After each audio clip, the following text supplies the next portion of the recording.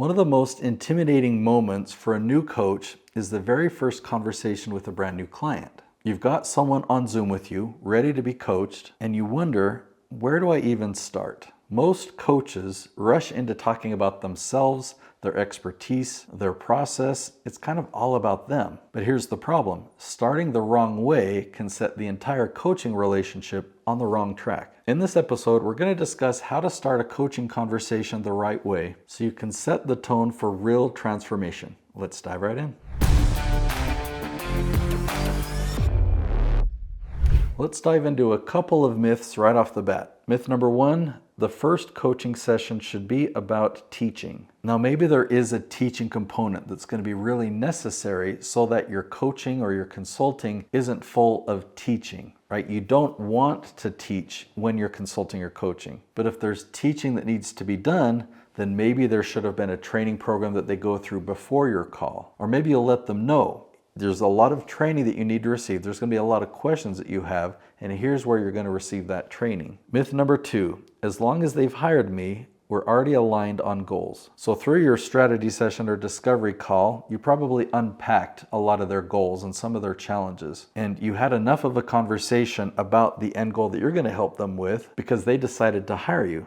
But the thing is, we need to go a lot deeper. If you're helping them get more clients, then you need to have real clarity on those clients, exactly who they are and who is not their dream client. Or if you're going to help them achieve a certain revenue goal, you need to understand exactly what that revenue number is and how they're going to get there. What's the pricing and programs that they currently offer? At their current rate, how long would it take them to get there? What do they need to change to be able to get there? Or what challenge are they facing? You need to really understand these things deeply. So consulting isn't about teaching and just giving them a lot of information.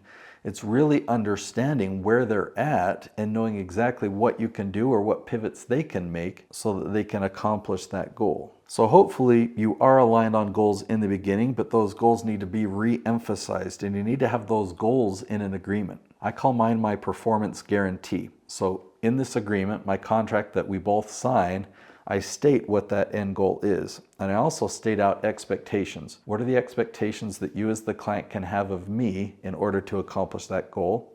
And what are the expectations that I have of you in order to accomplish that goal? And let's sign our names to it. When you start your first coaching call, it's important to set out the expectations.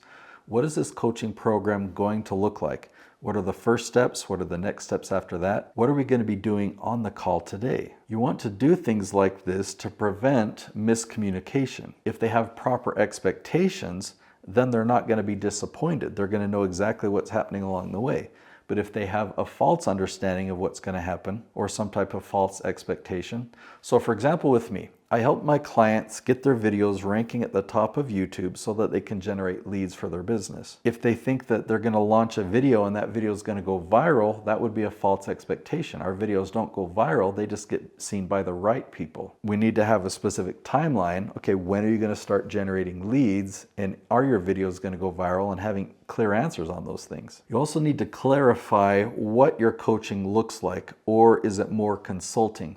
If they're hiring you for consulting, they're not just hiring you to listen and to help guide their thinking, but they're hiring you for your advice and your experience. Now, coaching can be very, very valuable. It's a way of kind of thinking outside the box and asking the right questions and having a coach to guide you. But also consulting can be very valuable because there's often things that your client just won't see. They're not going to see it or they won't experience it. And so you need to guide them and show them the steps to take. For me personally, having clarity like this and setting the objectives and what the steps are, it makes coaching or consulting much more rewarding, much more fulfilling because we're leading them somewhere instead of just random conversation. When I mean random conversation, I mean it's valuable, at least it's perceived value, because they have questions and we're providing good answers. And they have more questions, we're providing good answers. But if you're letting them dictate the conversation, then you're not leading them towards that goal. They might as well just ask those questions to ChatGPT. So in the very beginning of your first coaching call, the spotlight needs to be on them. They're the ones that have the goal. They're the ones that you're taking them by the hand and leading them to the goal. So it's not about you or trying to impress them or trying to give them your credentials or trying to teach them everything that you know. It's It's like, hey, you've hired me, now I just need to transfer all my knowledge to you. It's really about them, finding out where they are, asking them a lot of questions and figuring out what is the best next step for them, and then having conversations with them to get them to take that next step. If they hired you to accomplish a goal, your job is making sure they take those steps to get there. Now, every client that you have is going to be different. So you'll need to ask questions to find out how coachable are they? How willing are they to accept assignments?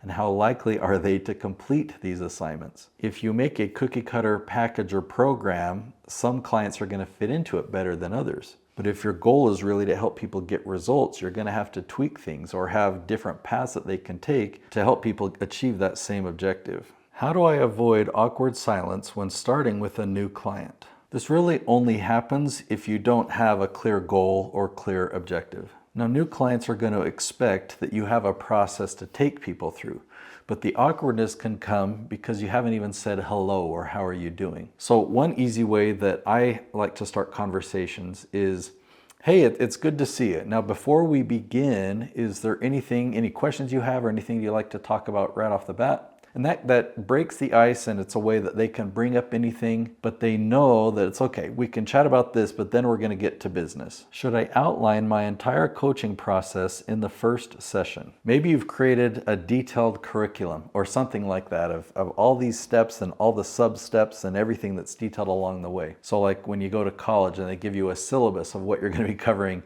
in the course, every chapter you're going to read and every assignment and test you're going to do. Is that necessary when you're coaching or consulting? No. I mean, what they've hired you to do is to help them achieve the outcome. So they definitely need to know what the next steps are. Maybe they have some questions and you can give them some highlights saying, yeah, there's some steps that we're going to be doing down the road.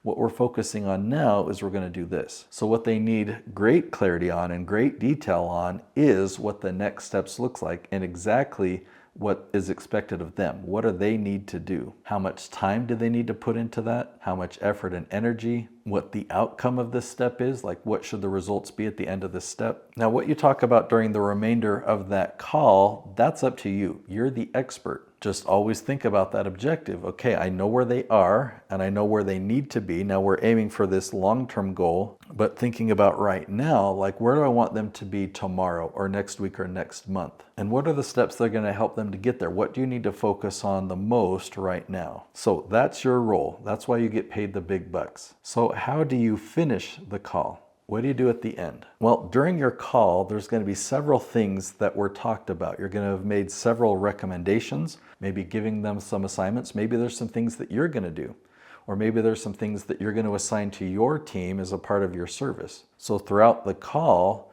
take notes on all of those things. So when you get to the end of the call, you're going to make it clear. Okay, so throughout our conversation today, here's what we decided we're going to do. On my end, I'm going to do these things and I'll have them done by such and such a time and date.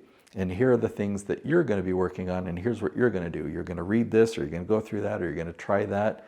You're going to meet with your team about this. And whatever those assignments are and whatever the deadlines are for those, and then lay out, like, when are you going to reconnect next? Are you going to schedule something on the calendar? Or are you going to say, once you accomplish this, send it to me through Dropbox or through WhatsApp? Are you going to say, once you've finished this thing, then you can use my calendar link to get back on my schedule? But you've just got to be clear on what are the next steps and what are the assignments and what are the expectations of each other. So if you implement those things, I'm confident that your coaching conversations will be great. But here's the next question. How can you get more of these coaching conversations? How can you get more of these dream clients to find you and to hire you? So this is where authority comes in. I've got another video that I'm going to link to right here. It's called What is Authority Marketing? Now, this type of marketing is way different than anything that you've seen before. We're not doing ads, we're not pushing and interrupting people, but your dream clients are out there. They just don't know that you exist. And this is about how do you get in front of them at the right moments when they're searching for your help. So if that would be valuable to you, then definitely go watch that video next. What is authority marketing?